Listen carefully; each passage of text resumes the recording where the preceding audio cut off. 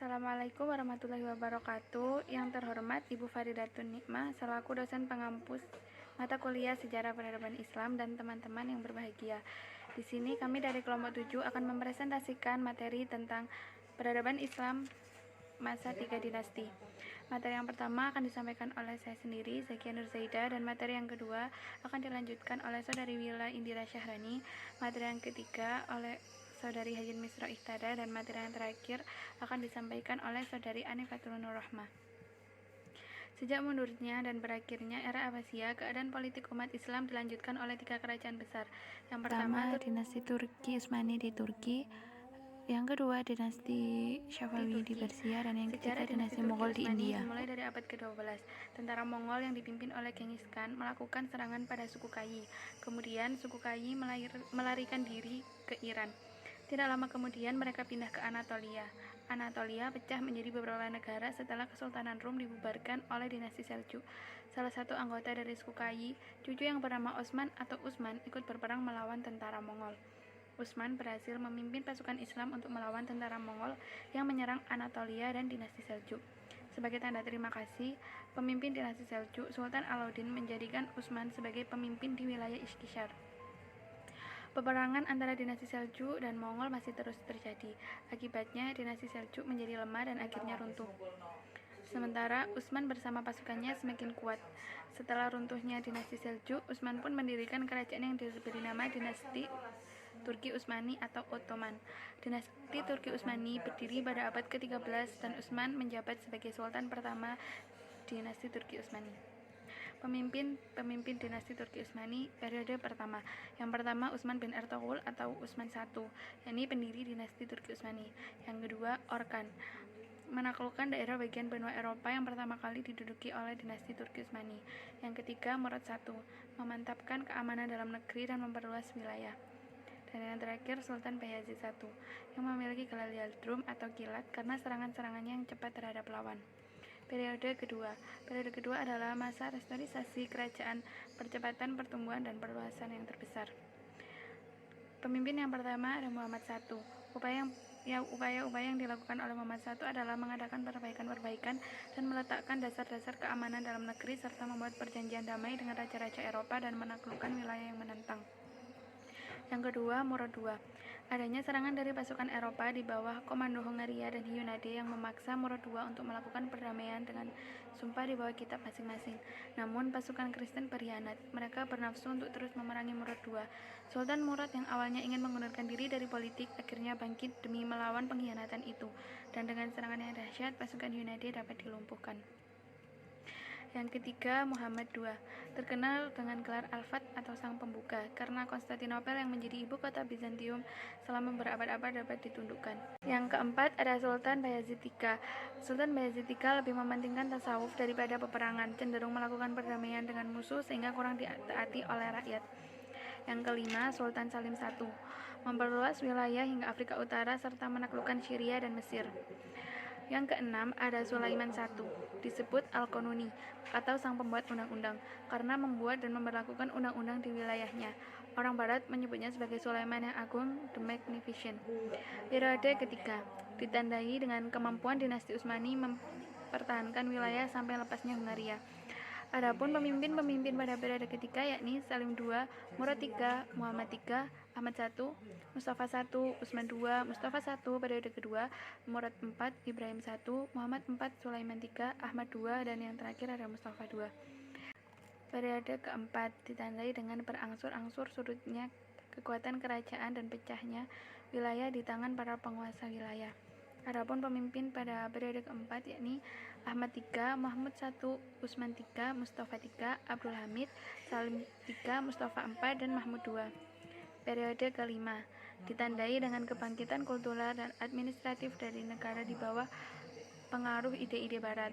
Adapun pemimpin-pemimpin pada periode kelima yakni Abdul Majid I, Abdul Aziz, Murad V, Abdul Hamid II, Muhammad V, Muhammad IV, dan Abdul Majid II.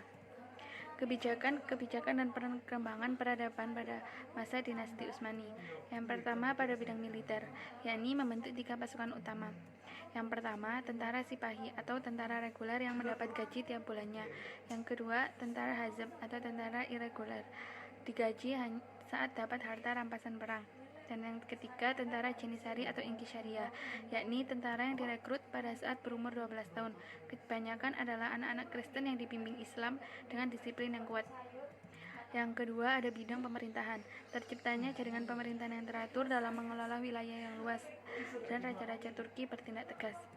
Yang ketiga, pada bidang ekonomi, menerapkan kebijakan pengembangan bursa Adrianopel dan Istanbul menjadi pusat perdagangan dan industri besar. Yang terakhir, ada bidang budaya. Banyak muncul tokoh-tokoh penting seperti Nafi, penyair, dan Mustafa bin Abdullah, salah seorang penulis terbesar saat itu. Banyak dibangun masjid, sekolah, jembatan, villa, gedung, saluran air, dan pemandian yang dibangun di bawah koordinator Sinan, seorang arsitek asal Anatolia. Assalamualaikum warahmatullahi wabarakatuh. Perkenalkan, nama saya Anifatul Rohmah. Nah, di sini saya akan menjelaskan mengenai kemunduran dari 3 dinasti yang sudah dijelaskan oleh teman saya sebelumnya. Nah, yang pertama di sini saya akan menjelaskan kemunduran dari dinasti Utsmani. Nah, adapun kemunduran dari dinasti Utsmani ini dari sumber yang sudah saya peroleh itu terdapat 3 faktor. Nah, bisa dilihat di PPT.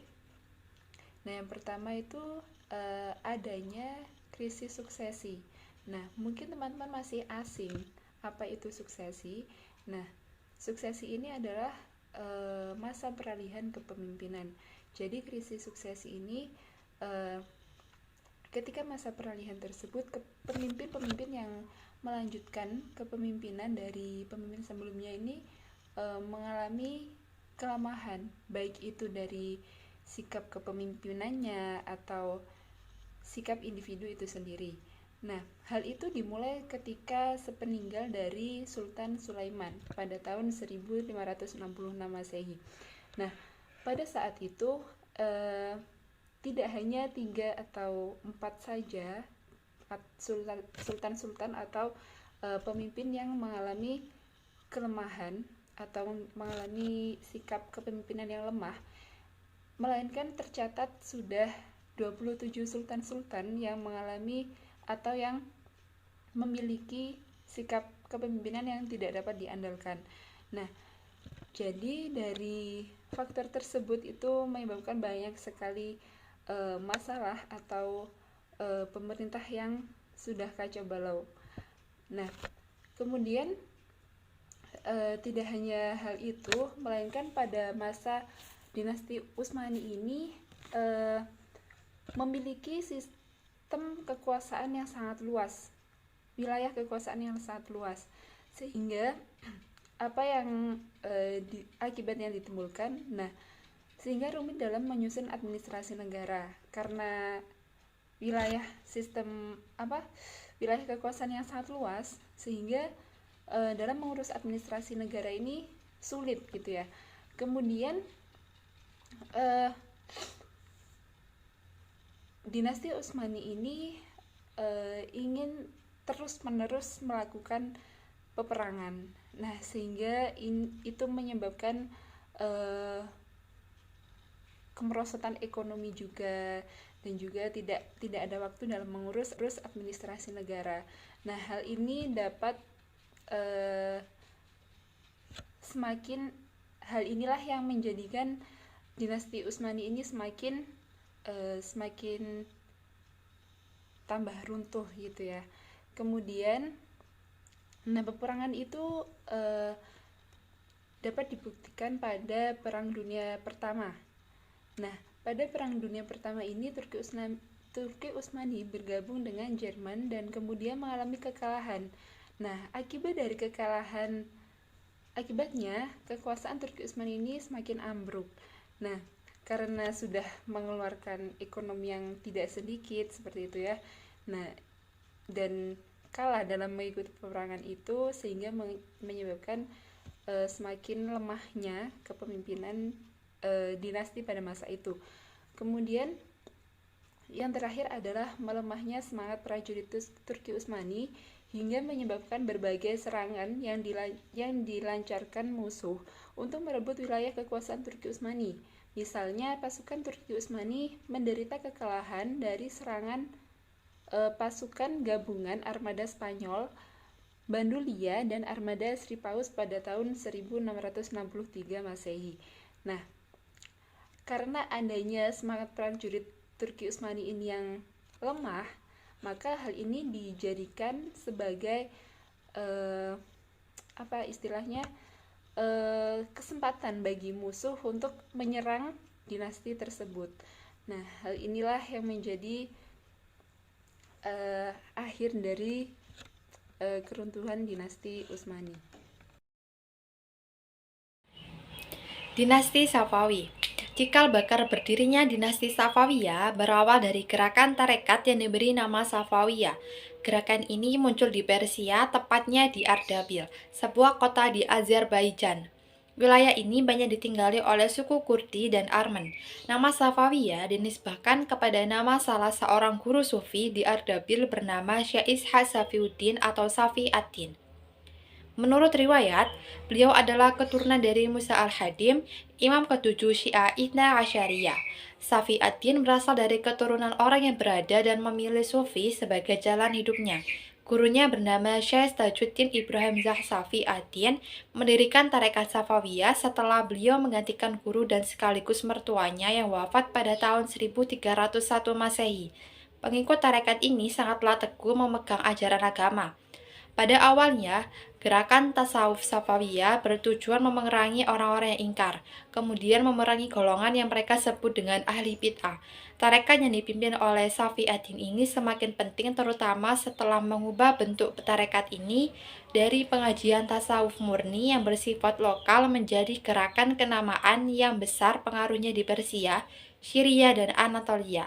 Di negeri-negeri di luar Ardabil, Safi ad-Din menempatkan seorang wakil untuk memimpin murid-muridnya. Wakil tersebut diberi gelar khalifah dan nantinya akan menjadi komandan perang. Kemudian, murid-murid tarekat mendukung tarekat Safawiyah untuk menghimpun kekuatan dengan menjadi tentara dan sangat fanatik kepada keyakinannya. Bahkan, mereka juga menentang orang-orang yang tidak sepaham dengan mereka. Tarekat Safawiyah banyak diterima oleh masyarakat sehingga tarekat ini mengubah model gerakan spiritual keagamaan menjadi gerakan politik. Hal ini mulai tampak ketika gerakan tarekat dipimpin oleh Junaid pada tahun 1447 sampai 1460 Masehi. Junaid memperluas kegiatan politik pada kegiatan keagamaan. Perluasan kegiatan ini mendapatkan hambatan-hambatan, salah satunya dari penguasa Kora Koyunlu dan Ak Koyunlu yang merupakan dua suku terkuat Turki, sehingga terjadi konflik antara Junaid dengan penguasa Turki. Keterlibatan tarekat Safawiyah dalam perpolitikan yang semakin besar mengantarkan tarekat Safawiyah berhadapan dengan kekuatan besar yang berkuasa saat itu, yaitu Turki Utsmani. Pada saat Junaid memiliki konflik dengan Kora Koyunlu, ia mengalami kekalahan dan diasingkan ke suatu tempat. Di tempat itu, Junaid mendapat perlindungan dari penguasa Diyarbakir yang juga merupakan bangsa Turki. Junaid tinggal di istana Uzun Hasan yang pada saat itu menguasai sebagian Persia.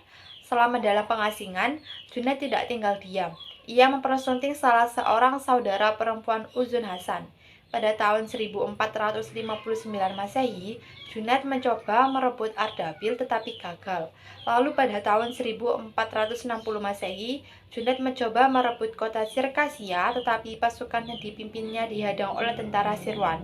Junaid pun akhirnya terbunuh dalam pertempuran tersebut. Tampak kepemimpinan gerakan Safawi selanjutnya diberikan kepada putra Junaid, yaitu Haidar. Tetapi Haidar masih sangat kecil pada waktu itu. Setelah menunggu beberapa tahun, Haidar sudah cukup dewasa dan mempersunting salah satu putri Uzun Hasan.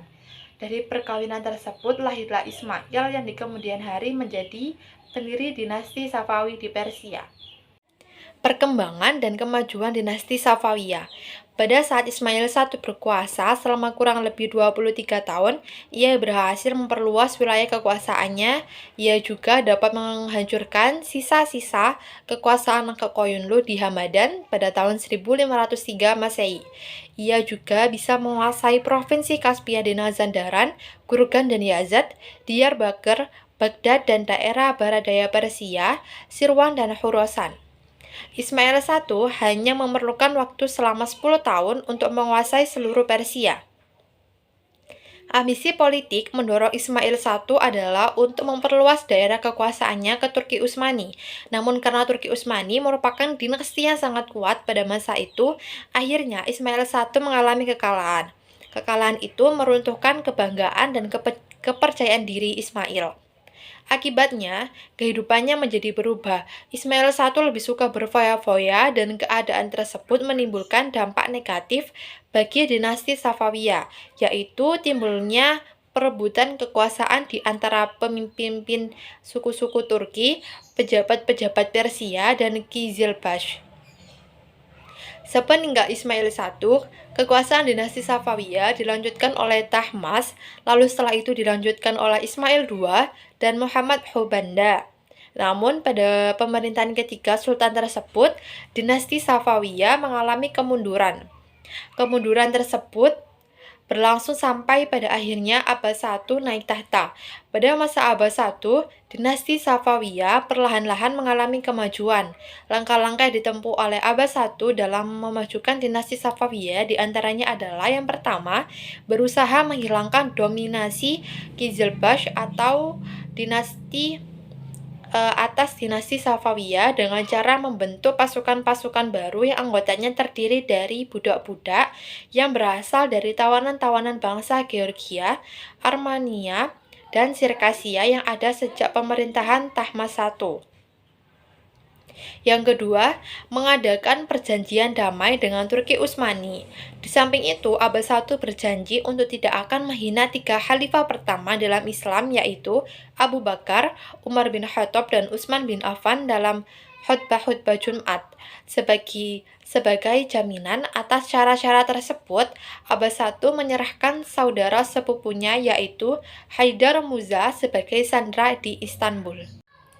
Setelah dinasti Safawiyah menjadi kuat kembali, Abbas I mulai melakukan ekspansi dan merebut kembali wilayah-wilayah kekuasaannya yang telah hilang. Abbas I juga melakukan penyerangan kepada Turki Utsmani. Pada saat itu, Turki Utsmani dibawa kepemimpinan Sultan Muhammad II. Abbas I menyerang Turki Utsmani dan berhasil menaklukkan wilayah Tabriz, Sirwan, dan Baghdad. Setelah itu, Abbas I juga berhasil menguasai kota Nahfika Nerivan, Ganja, dan Tiflis. Pada tahun 1622 Masehi, Abbas I berhasil merebut Kepulauan Hormuz dan mengubah pelabuhan Qumrun menjadi pelabuhan Abbas. Pada pemerintahan Abbas I merupakan puncak kejayaan dinasti Safawiyah. Secara politik, Abbas I dapat mengatasi berbagai kemeluh di dalam negeri yang mengganggu stabilitas negara dan berhasil merebut kembali wilayah-wilayah yang dulu pernah direbut dinasti lain pada pemerintahan sultan-sultan sebelumnya. Perkembangan dan kemajuan dinasti Safawiyah yang pertama di bidang ekonomi. Setelah Abbas I berhasil merebut Kepulauan Hormuz dan mengubahnya menjadi pelabuhan Abbas, maka jalur dagang yang biasa diperebutkan oleh Belanda, Inggris, dan Perancis sepenuhnya berhasil dikuasai oleh dinasti Safawiyah. Yang kedua, di bidang pendidikan. Pada dinasti Safawiyah muncul banyak sekali ilmuwan-ilmuwan terkenal, diantaranya Baha al-Din al-Amili atau generalis ilmu pengetahuan, Sadr al-Din al-Syarazi atau filsuf, dan Muhammad Baqir ibnu Muhammad Damat atau filsuf, ahli sejarah dan teolog yang pernah mengadakan observasi pada kehidupan lebah. Yang ketiga, bidang pembangunan fisik tata kota dan seni.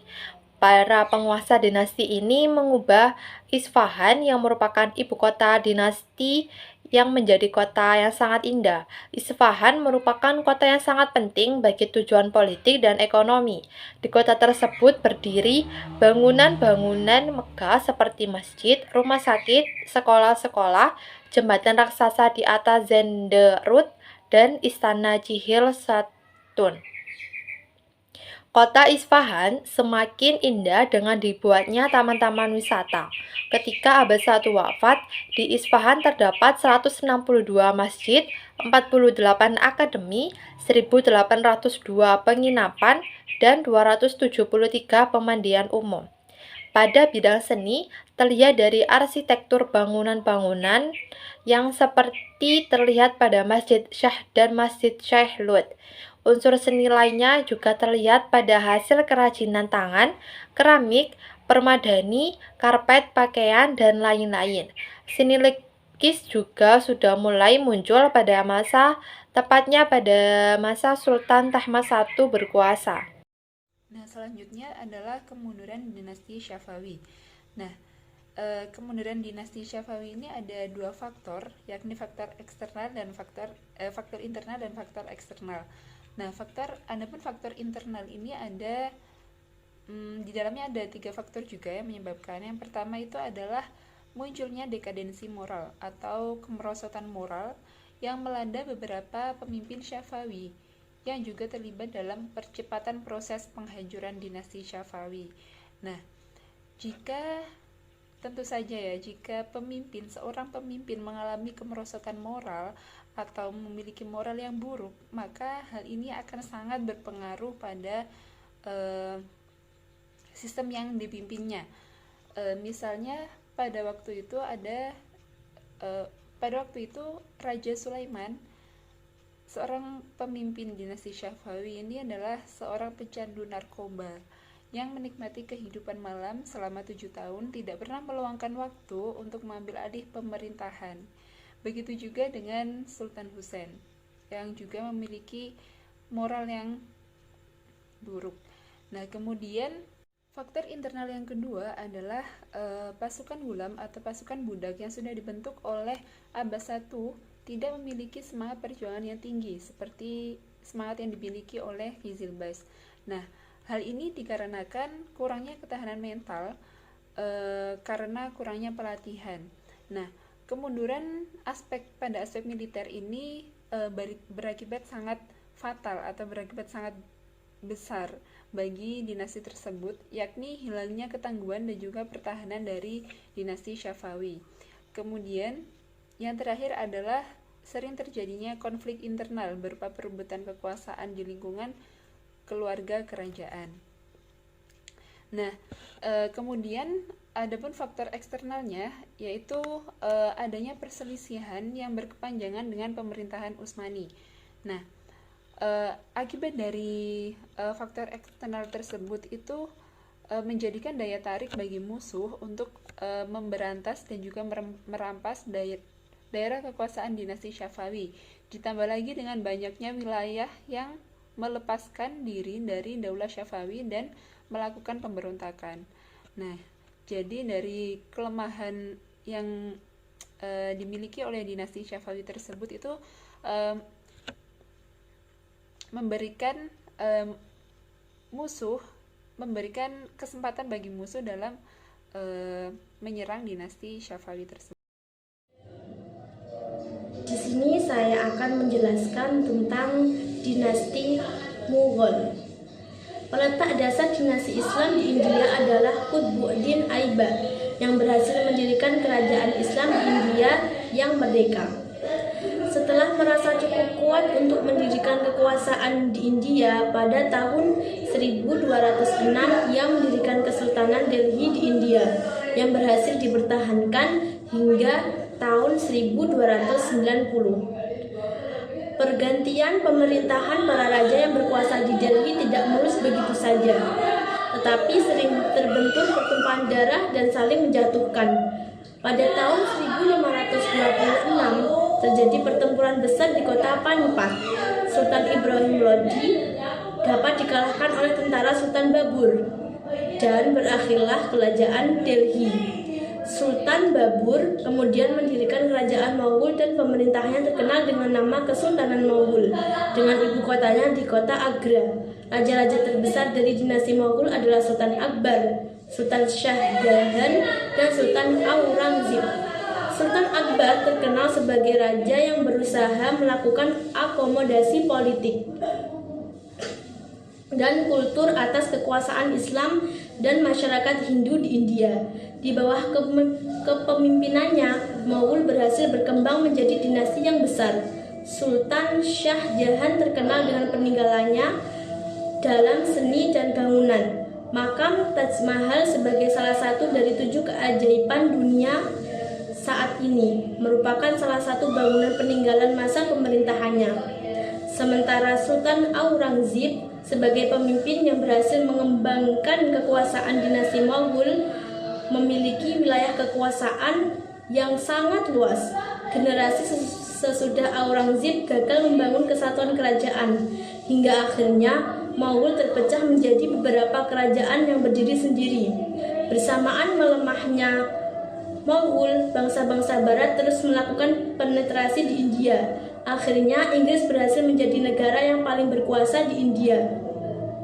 Hingga tahun 1947, pemberontakan Serdadu India atau Sepoy Munti atau India Munti yang gagal menandai berakhirnya dinasti Mughal. Sultan Bahadur Shah diasingkan ke Burma dan Kesultanan Mughal dihapus. Pemerintahan di India diambil alih oleh Inggris. Sekian. Dan yang terakhir adalah kemunduran dari dinasti Mughal. Nah, dari sumber yang sudah saya dapatkan, terdapat 4 faktor yang menyebabkan dinasti Mughal ini runtuh. Yang pertama adalah terjadinya stagnansi dalam pembinaan kekuatan militer. Nah, apa akibat dari hal tersebut? Nah, akibatnya ya kekuatan militernya ini tidak berkembang, sehingga pada waktu itu operasi militer di Inggris, operasi militer Inggris di wilayah-wilayah pantai tidak dapat terdeteksi oleh kekuatan maritim Mughal. Begitu juga dalam kekuatan pasukan darat. Bahkan mereka kurang terampil dalam mengoperasikan persenjataan buatan Mughal sendiri. Nah, kemudian kemerosotan moral dan hidup mewah di kalangan elit politik yang mengakibatkan pemborosan dalam penggunaan uang negara. Yang ketiga adalah pendekatan Aurangzeb yang terlampau kasar dalam melaksanakan ide-ide Puritan dan kecenderungan anektesinya. Nah, apa sih yang dilakukan oleh Aurangzeb itu? Nah, Aurangzeb itu adalah seorang pemimpin, salah satu pemimpin dinasti Mughal. Nah, dinasti Mughal ini kan berada di negara India, yang notabene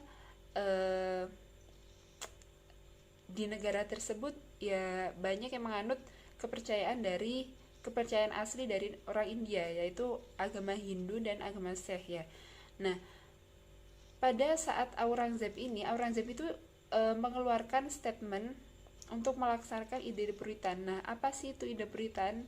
Salah satunya yaitu memaksakan orang yang beragama Hindu ini masuk ke agama Islam dengan tujuan dia ingin merubah negara India ini menjadi murni negara Islam. Nah, akan tetapi hal itu bukannya menjadi dinasti ini menjadi semakin maju, semakin dikenal oleh masyarakat di situ, melainkan hal ini malah memicu adanya konflik antar agama. Nah, hal tersebut sangat sulit diatasi oleh sultan-sultan setelahnya.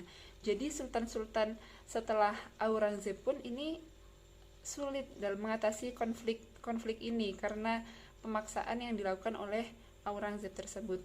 Kemudian yang terakhir adalah semua pewaris tahta kerajaan pada waktu terakhir itu adalah orang-orang yang lemah dalam bidang kepemimpinan.